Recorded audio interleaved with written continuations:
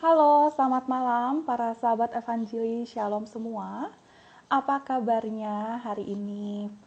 Semoga teman-teman sehat selalu ya. Nah, teman-teman, pada malam hari ini kita akan EG Talk dengan narasumber Romo Bayu. Nah, apa sih yang akan kita bahas di EG Talk pada malam hari ini? Kita akan membahas kenapa sih kita masih harus ke gereja gitu. Sebentar ya, saya menunggu Romo Bayu untuk bergabung bersama kita untuk talk show pada malam hari ini.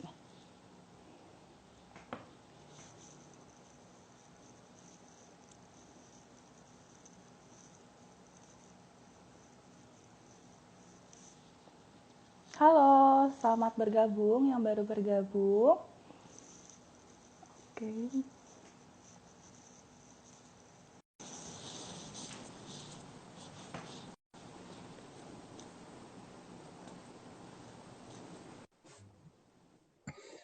Halo, selamat malam Romo. Selamat malam, halo. Apa kabar Romo? Iya, puji Tuhan, baik. Iya, mana kabar di Salam sana? kenal ya. Iya, Baik salam Romo, kenal. puji Tuhan. Iya, puji Salam Tuhan. kenal ya Romo dari Oke, halo. Evangeli. Saya Yap, Levina yang akan menjadi host pada malam hari ini. Nah iya, Romo, selamat malam. sebelum kita memulai EG Talk pada malam hari ini, kita akan buka dengan doa dulu ya Romo ya. Oke, ya, siap. Saya yang akan pimpin aja. Mari teman-teman semua kita mempersiapkan hati dan pikiran kita untuk bersatu dalam doa dalam nama Bapa dan Putra dan Roh Kudus. Amin. Selamat malam Allah Bapa, Allah Putra, Allah Roh Kudus. Puji syukur kami haturkan kehadirat-Mu atas segala berkat dan penyertaan-Mu terhadap hidup kami sepanjang hari ini. Ya Tuhan, pada malam hari ini kami bersyukur kepadamu karena Engkau telah menghadirkan Romo Bayu untuk berbincang bersama Evangeli di Evangeli Talk pada malam hari ini. Curahkanlah Roh Kudus-Mu agar kami dapat membagikan sukacita kepada siapapun yang ikut dalam live ini dan apapun yang kami bicarakan dapat memberkati sesama kami. Semua ini kami serahkan demi pengantaran Kristus, Tuhan dan pengantara kami yang hidup dan berkuasa kini dan sepanjang segala masa. Amin. Dalam nama Bapa Amin. dan Putra dan Roh Kudus. Amin. Amin. Uh, Oke. Romo, kita akan Iya, mulai aja Talk pada siap. malam hari ini ya Romo. Akhirnya Siap, siap. kita punya waktu ya Romo. Saya bikin janji sama Romo udah dari tahun Tahun lalu ya lalu. Romo ya, kalau nggak salah. Iya, cukup padat Akhirnya acaranya. Iya. iya, puji Tuhan kita bisa live bersama. Nah, Romo, kita akan mulai aja. Tapi sebelumnya boleh dong Romo memperkenalkan diri. Romo berasal dari mana, sedang bertugas di mana saat ini, kesibukan Romo sehari-hari gimana gitu. Iya, saya Romo Bayu, OP, Ordo Pewarta. Sekarang saya bertugas di Paroki Redemptor Mundi, Surabaya. Dan ya, tugas sebagai rekan pastor paroki dan juga sebagai formator para frater novis di sini juga ya di Surabaya. Kesibukan lainnya ya sibuk di medsos dan juga ya berbagai webinar dan juga katekese digital. Ya, bisa cek di YouTube saya Bayu Rusena ya untuk lebih tahu lagi kegiatan dan program-program saya yang lain. Keluarga di Bandung ya, saya keluarga di Bandung dan baru tabisan 2019 ya, saya belum 2 tahun.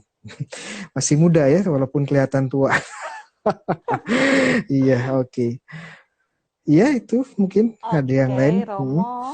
Hmm. Terima kasih untuk perkenalannya. Ya, Romo suka bikin Bible study ya, Romo ya. Saya juga kadang-kadang suka ngikut. Oh ya, Nah, betul. Romo, kita mulai aja. Boleh Romo Oke. memberikan pemaparan? Nanti kita akan tanya jawab setelahnya ya. Iya, oke. Jadi temanya ya kenapa pergi ke gereja lagi ya? Atau udah saya tambahkan lagi gitu ya. Karena oke, mungkin perlu didefinisikan dulu atau kita lihat dulu maksud pertanyaan itu apa ya. Kalau saya lihat ya pertanyaannya apakah kenapa kita orang Katolik ya masih harus ke gereja dalam tanda Dalam artian, kenapa kita harus merayakan Ekaristi, ya, merayakan Ekaristi. Nah, jawaban ini mungkin jawaban ini secara khusus mungkin akan ditujukan kepada mereka yang mulai merasa, ya, pertama ya, merasa bahwa Ekaristi itu tidak tidak memberikan apa yang diinginkan, ya, tidak sesuai harapan dalam tanda petik. Atau ada orang-orang yang merasa Ekaristi tidak lagi suatu yang berguna, ya, suatu yang berguna, berfaedah. Atau ada orang-orang yang melihat bahwa Ekaristi, ya, ya buat apa ya kayak restriksi. Jadi ada sebenarnya kita mungkin bisa bertanya, ada banyak alasan kenapa orang ya tidak lagi mau ke Ekaristi atau atau malas-malasan ke Ekaristi atau bahkan ya memilih untuk pergi ke tempat lain, ya pergi ke tempat lain. Jadi pertanyaan seperti ini yang kita coba jawab, ya.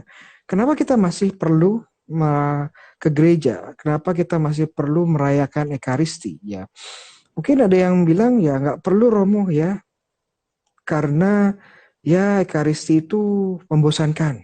Ya, Ekaristi membosankan ya. Lagu-lagunya itu saja ya.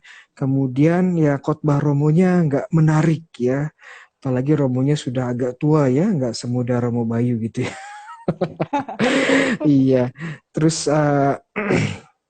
ya banyak dan kesannya liturginya itu-itu saja diulang-ulang ya. Sehingga terkesan membosankan ya. Saya pengen sesuatu yang lebih uh, lively ya. Saya pengen sesuatu yang lebih kena di hati ya, yang lebih buat high ya, yang buat perasaan jadi semangat ya. Dan tentunya ini jadi satu alasan ya. Alasan lain mungkin seorang yang tidak melihat bahwa Ekaristi itu sesuatu yang diperlukan lagi ya. Jadi yang level satu, yang pertama ada orang-orang yang merasa ya tidak ke gereja karena tidak mendapatkan apa yang dicari. Ya, yang level kedua merasakan Ekaristi ya tidak perlulah ngapain saya ke sana ya. Ya, jadi dua hal ini yang kita coba jawab ya. Apakah Ekaristi itu uh, menjawab bisa menjawab pertanyaan-pertanyaan ini? Oke, yang pertama ya. Level pertama ada orang yang merasakan bahwa ke gereja kayak Ekaristi itu suatu yang membosankan ya. Jadi karena membosankan ya kita cari tempat yang lebih enak. Ya, kita cari sesuatu atau tempat yang lebih enak. Cari tempat atau kegiatan di mana musiknya lebih high ya, lebih lebih kena ke emosi ya, atau cari tempat yang ada pewartaannya lebih dahsyat ya, yang lebih berkobar-kobar atau yang lucu gitu sekalian ya. Atau cari tempat yang ber-AC ya. Kebetulan gereja kami nggak ada AC-nya, kita cari yang ber-AC gitu ya. Atau kurnya tim pujiannya tidak semantap yang saya harapkan ya. Nah, bagaimana kita menanggapi hal ini ya? Yang pertama ini ya kok. Uh, nah, untuk menanggapi yang pertama, mungkin kita bisa lihat ya. Kita bisa lihat bahwa kita ke gereja itu ngapain sih? Kita menghadiri Ekaristi itu untuk apa ya? Apakah kita ke sana untuk beribadah? Ya, beribadah dalam artian menyembah Tuhan, ya, memuji Tuhan, ya, atau kita mencari diri sendiri, ya, mencari diri sendiri. Kadang-kadang permasalahannya kalau saya lihat kita ke gereja itu hanya mencari diri sendiri, ya. Apakah saya senang ke gereja? Ya. Apakah kebutuhan saya terpenuhi ya, kebutuhan emosional saya terpenuhi ke gereja? Ya. Apakah saya mendapatkan sesuatu dari sana? Ya, sesuatu. Jadi yang dicari akhirnya adalah diri saya sendiri. Ya. Bukan yang dicari bukan Tuhan. Ya, yang dicari bukan Tuhan, bukan bagaimana kita memuji Tuhan, bagaimana kita menyembah Tuhan yang benar. Tapi yang dicari ya mungkin hanya diri kita sendiri. Ya, sehingga saat kita mencari diri kita sendiri, ya, mencari kebutuhan fisik, kebutuhan emosional kita, ya, kita tidak menemukan di Ekaristi di gereja sehingga kita pun cari ke tempat lain. Ya. Nah, kalau kita hanya sekedar mencari senang di gereja, ya, mencari kenikmatan di gereja, di Ekaristi secara khusus, ya apa bedanya kita memperlakukan gereja dengan tempat-tempat dugem, gitu ya, ekstrim ya. Nah, tempat-tempat yang berikan ya tempat-tempat wisata, tempat-tempat rekreasi, apa bedanya ya? Karena tempat-tempat seperti ini ya memberikan kita kesenangan, memberikan kita kenikmatan secara instan. Ya. Dan kalau kita mencari hiburan, mencari kesenangan di gereja, ya mungkin kita nggak akan dapat. Ya, kalau kita sebagai contoh ada kebetulan datang ke tempat ke paroki atau gereja yang romonya oke ya, yang kurnya oke ya, kemudian misalnya singkat ya, iya. Iya, itu bonus aja. Ya, itu bonus ya. Karena kita ke gereja pertama dan utama ya, itu udah memuji Tuhan, menyembah Tuhan yang benar. Kita tidak mencari hiburan, kita tidak mencari kesenangan ya. Jadi kita perlu bertanya dulu dengan dalam diri kita, apa yang kita cari saat kita ke gereja. Iya. Dan kalau kita hanya mencari kesenangan, ya kebutuhan-kebutuhan yang bersifat jasmani atau hiburan mungkin ya, doa apa ya, relasi iman kita dengan Tuhan ya itu mungkin hanya pada level yang masih kekanak-kanakan ya. Relasi itu kan ada tingkatannya ya, ada tingkatannya. Relasi itu ada tingkatannya, ada tingkat 1, ada tingkat 2. Enggak ya. Relasi itu ya tingkat pertama kayak relasi kita sebagai anak kecil dengan orang tua. Ya, sebagai anak kecil seluruh keinginan kita harus segera dipenuhi. Ya, kalau enggak kita nangis, kalau enggak kita marah. Ya, itu relasi kita yang belum dewasa, ya anak kecil dengan orang tuanya gitu ya. Dan kadang-kadang kita dalam relasi dengan Tuhan juga seperti itu. Ya, yang utama adalah keinginan saya. Ya, keinginan saya dipenuhi, ya saya ikut terus. Kalau tidak, ya saya akan marah, saya akan kecewa, ya saya akan nangis, saya mungkin cari tempat lain. Ya, jadi relasinya hanya bersifat transaksional kalau saya bilang. Ya, kalau saya dapat A, ya saya akan di sini terus. Kalau saya cari B dan dapat B, ya saya akan di sini terus. Ya, tapi ini menurut saya masih di level yang sangat bawah ya, belum dewasa, belum mature ya, belum dewasa. Dan kalau dia ke gereja kita masih cari yang seperti ini ya, ya mungkin ini menunjukkan siapa diri kita yang belum dewasa. Nah, mungkin dari penyampaian saya ini ya, saya mengundang teman-teman untuk menjadi lebih dewasa, ya, belajar untuk mencari Tuhan, ya, bukan mencari diri sendiri ya. Karena mencari Tuhan itu nggak selalu gampang, ya nggak selalu gampang. Kadang-kadang ada momen di mana kita kering ya, ya. Dan momen-momen di mana kita mengalami kesulitan, ya momen-momen kita bergulat dengan iman kita. Itu bagian dari pertumbuhan ya. Kalau kita nggak berani untuk menghadapi itu, mungkin ya kita akan terus pada level kanak-kanak. Ya, level kanak-kanak itu ya tadi transaksional, terus kemudian emosional, ya, berdasarkan emosi ya. Apakah saya senang? Apakah saya mendapatkan kenikmatan? Ya. Apakah saya mendapatkan rasa yang gembira? Ya.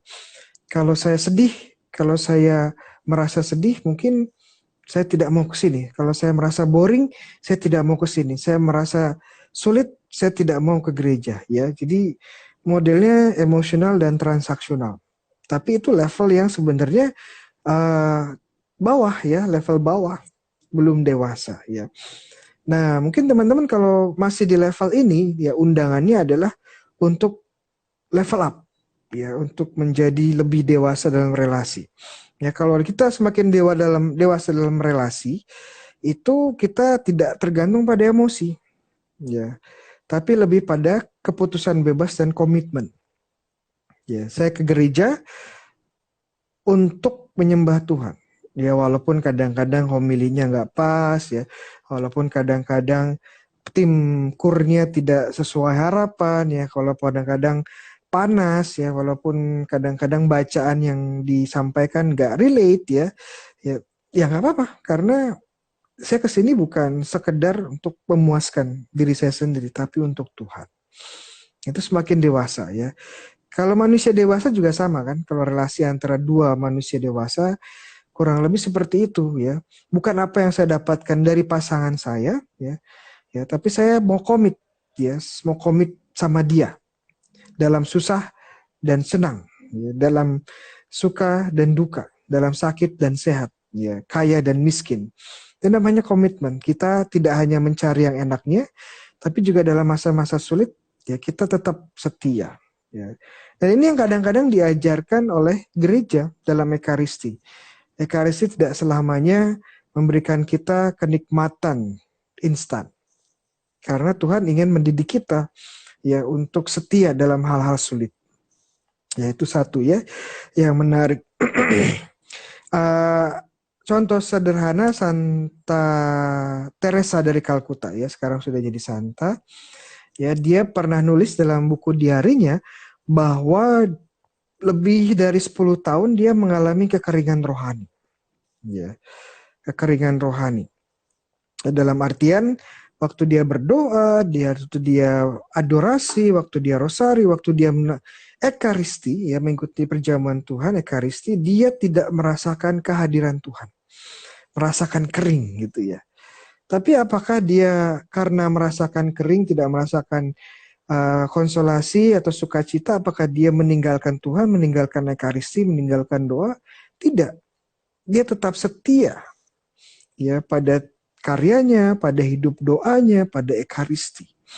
Ya karena dia sudah dewasa dan dia mengerti bahwa relasi yang lebih tinggi adalah komitmen. Ya.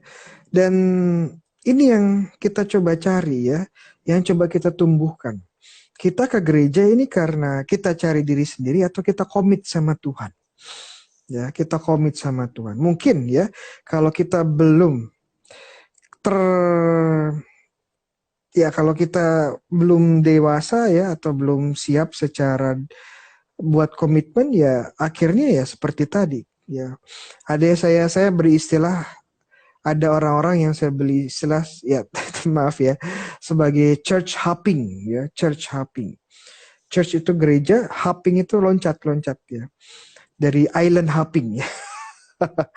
Iya, island hopping itu kan pindah pulau dari satu itu, wisata ya. Ini church hopping. Jadi dari satu gereja ke gereja lain ya.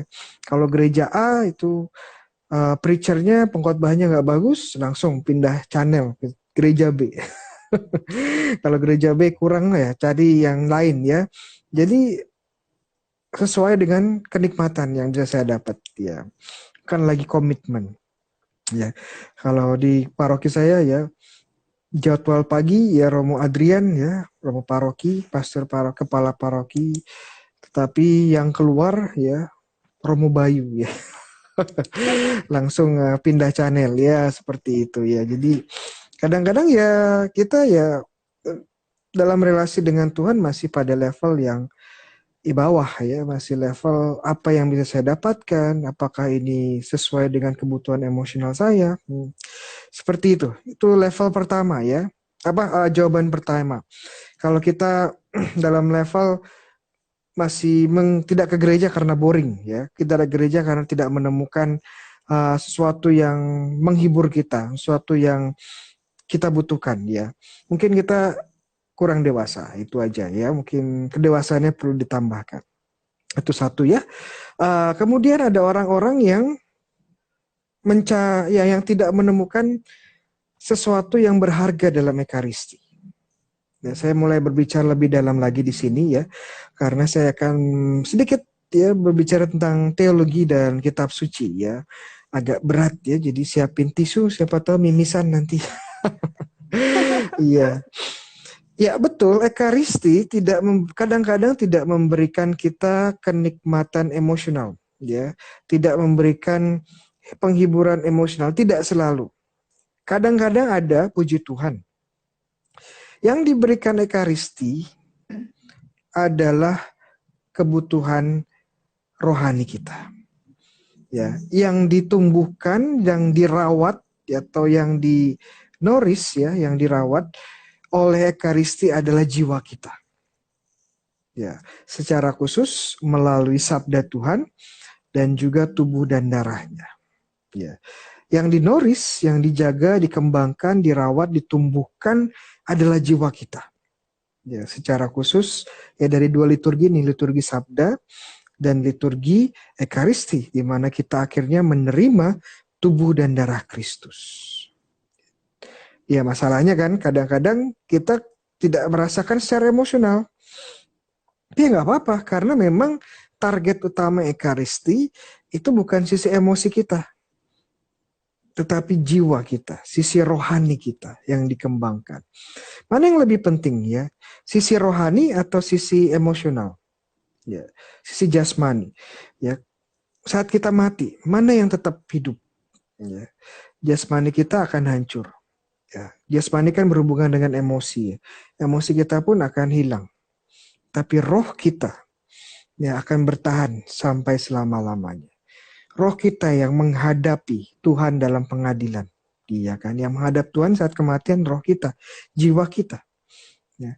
Dan kalau kita tidak membiasakan diri dari sekarang untuk menumbuhkan, menghidupkan jiwa kita di dalam doa, ya di dalam dengan sabda Tuhan, dengan ekaristi, ya nanti jiwa kita akan dalam tanda petik akan mati, ya akan kering, sehingga saat kering dalam artian tidak terbiasa hidup bersama Tuhan, ya kan? Sehingga apa yang terjadi? Ya saat kita menghadapi Tuhan, kita pun tidak terbiasa, ya tidak terbiasa biasa hidup bersama Tuhan. Saya ada sedikit cerita ya. Ada seorang penjahat, ya sebut saja namanya Bayu ya, namanya Bayu. Nah penjahat ini kerjaannya ya penjahat kelas kakap ya, mencuri, menipu orang, bahkan terlibat dalam pembunuhan, menghujat Tuhan bahkan ya. Dan suatu hari ya dia lagi jalan-jalan di Surabaya gitu ya. Ke Jakarta itu. Jakarta ada banjir besar ya. Dia kebanjiran ya, kelelep mati ya. Ya kelelep mati gitu ya. Iya, puji Tuhan enggak ya, bagus di sini. Nah, ya kelelep. Nah, dia mati ya, ceritanya mati. Terus mati kan dia ketemu seorang seorang santo yang kebetulan jaga pintu surga. Siapa nama santonya? Ya, namanya adalah Santo Petrus ya, dia yang pegang kunci surga, kuncen. Iya. Dan Santo Petrus ini tanya ya, kebetulan waktu itu ada hari besar. Santo Petrus baru saja merayakan hari rayanya, hari jadinya yang ke-2000. Ya. Jadi karena ini hari sangat besar ya, hari jadinya Santo Petrus yang ke-2000, maka dia mengadakan promo ya. Bukan promo Gojek, bukan. Promonya apa? Setiap orang yang meninggal pada hari itu, hari jadinya Santo Petrus, masuk surga tanpa harus diadili. Waduh, ya jadi si penjahat ini, si Bayu ini meninggal pas ada acara promo, ya promonya Santo Petrus, ya. Jadi dia senang sekali karena dia langsung masuk surga tanpa diadili. Iya. Tapi itu bukan akhir dari cerita. Ya bukan akhir dari ceritanya. Ternyata setelah 2 hari si Bayu ini kembali Santo Petrus, ya Santo Petrus. Terus bilang apa? Ya, bilang apa sama Santo Petrus? Santo Petrus, ayah ada apa? Saya mau pindah. Pindah ke mana? Pindah ke neraka. Kenapa? Kamu kan sudah di surga, sudah hidup enak, sudah bahagia. Saya nggak betah di surga. Saya pengen di neraka. Loh, kenapa nggak betah? Ya, karena di surga saya tiap hari memuji Tuhan. Ya, tiap hari saya menyembah Tuhan. Tiap hari saya berdoa bersama Santo Santa, mendoakan orang lain. Tiap hari saya menolong orang lain dengan doa-doa. Saya nggak bisa. Kenapa? Karena selama hidup saya, ya, saya selalu berbuat jahat, selalu menghujat Tuhan. Saya lebih cocok di neraka. Iya. Dan teman-teman saya juga di sana di neraka. Iya. Dari evangeli teman-teman saya di neraka itu. Iya, bercanda ya. Ya intinya sederhana, bahwa ya kalau kita tidak membiasakan hidup bersama Tuhan di dunia, ya jangan expect kita bisa bersama Tuhan di surga nantinya. Ya, surga itu kan hidup bersama Tuhan. Dan kalau kita tidak membiasakan diri hidup di dunia bersama Tuhan, secara khusus dalam Ekaristi ya, karena Ekaristi puncaknya, ya jangan harap kita bisa hidup bersama Tuhan di surga. Yang menarik adalah, ya saya sering tanya, siapa yang di sini mau masuk surga? Ayo angkat tangan, ya angkat tangan. Semua angkat tangan ya. Tapi saya bilang, siapa yang mau masuk surga sekarang?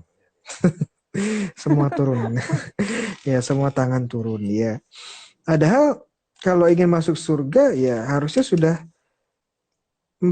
sudah kalau masuk surga ya masuk surga dari sekarang, dalam artian sudah membiasakan diri ya hidup bersama Tuhan ya. Dan cara terbaik dan paling efektif menurut saya adalah dengan mengikuti Ekaristi. Karena dalam Ekaristi kita menemukan Tuhan secara utuh, bersatu dengan Tuhan secara utuh.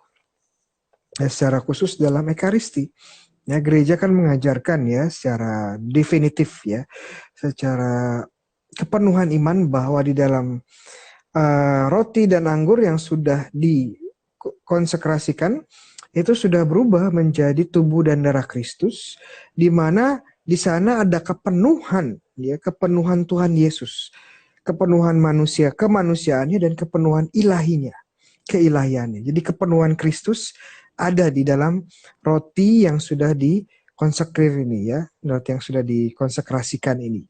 Ya, dan kalau kita menerima Ekaristi, kita menerima Yesus secara penuh.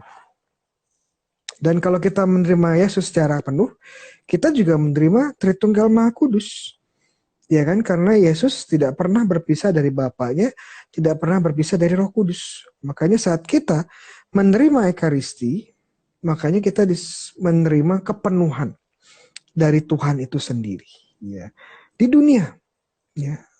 Dan kalau kita menerima Tritunggal Maha Kudus ini berarti kita menerima seluruh isi surga ya kan. Karena saya sudah bilang surga itu kan tidak adalah bersatu dengan Tuhan. Para kudus di surga artinya para kudus bersatu secara sempurna dengan para kudus dengan Tuhan. Jadi kita dalam Ekaristi menerima kepenuhan dari surga. Kita menerima atau bersatu dengan Allah Tritunggal, kita juga bersatu dan menerima para kudus dan para malaikat. Ya. Kalau ingin bersatu dengan Santa Maria, ibunda ya, bundanya Yesus, ya terima Ekaristi ya. Kalau kita ingin bersatu dengan Santo-Santa pelindung kita, ya terimalah Ekaristi. Kalau kita ingin bersatu dengan malaikat pelindung kita, ya terima Ekaristi. Ya. Tahu nggak kenapa disebut sebagai komuni? Kita akan menerima komuni. Komunio. Ya. Komunio itu dari kata Latin komunio ya. Komunio itu artinya komunio ya bersatu. Ya. Komunio bersatu. Dan saat kita menerima komuni ya tubuh Kristus, kita menerima komuni, kita menjadi satu. Ya, menjadi satu dengan Tuhan. Ya, menjadi satu dengan Tuhan yang pada dasarnya adalah surga. Jadi kalau teman-teman ingin mempersiapkan diri untuk masuk surga, ya salah satu cara terbaik, bahkan saya bilang cara terbaik adalah dengan Ekaristi. Ya, dengan Ekaristi. Oke, mungkin itu dulu ya. Mungkin saya ada pertanyaan, mungkin nanti pertanyaan bisa menambah bahan diskusi kita ya. Oke, terima kasih Romo Bayu untuk pemaparannya. Nah, tadi ada pertanyaan Romo. Ya, siap. Gini, kalau kita pengen mencicipi surga itu seperti apa, ikutlah misa kudus, karena misa adalah surga di dunia. Benarkah Romo? Yep. Ya, seperti penjelasan saya tadi ya, bahwa dalam Ekaristi kita menerima Yesus seutuhnya. Dan kalau kita menerima Yesus, kita menerima Allah Tritunggal, ya. Karena Yesus tidak pernah berpisah dari Allah Bapa dan tidak pernah berpisah dari Roh Kudus, ya. Dan kalau kita menerima Allah Tritunggal, ya kita menerima surga itu sendiri. Ya, terima surga itu sendiri. Kenapa? Karena ya surga itu tidak lain adalah hidup bersama Yesus. bersama Allah Tritunggal. Di sana ada para kudus, di sana ada para malaikat, ya. Dan bahkan Ekaristi itu sendiri adalah perjamuan yang secara kasat mata ya hanya kita-kita saja, tetapi secara rohani seluruh malaikat dan para kudus bergabung dengan kita. Ya.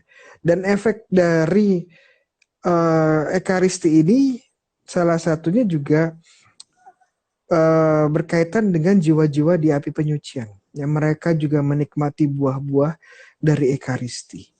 Jadi benar bahwa Ekaristi saat kita mulai, ya mungkin yang kelihatan di mata ya hanya romonya, kurnya, ya umat yang lain. Tetapi kalau kita lihat dari perspektif surgawi, ya rohani, para malaikat ada di sana ikut merayakan ya.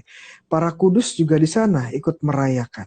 Jadi kita jadi benar bahwa Ekaristi adalah surga di dunia. Dan suatu hal yang sangat luar biasa menurut saya bahwa kita bisa ikut Ekaristi. Nah, tapi kita perlu dewasa seperti yang saya sampaikan bahwa kadang-kadang ya kita hanya mengandalkan emosi ya. Jadi kalau kita tidak merasa ya Tuhan hadir ya. Kita pikir Tuhan tidak ada di situ.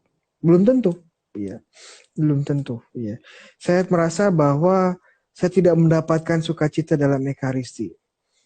Terus saya pikir Tuhan tidak ada. Belum tentu ya. Ya, Tuhan ada dan selalu ada, bahkan di tempat-tempat di momen-momen saat kita tidak merasakan Dia. Ya. Dan Ekaristi adalah satu bentuk ya untuk melatih kita untuk menjadi dewasa dalam iman. Iya.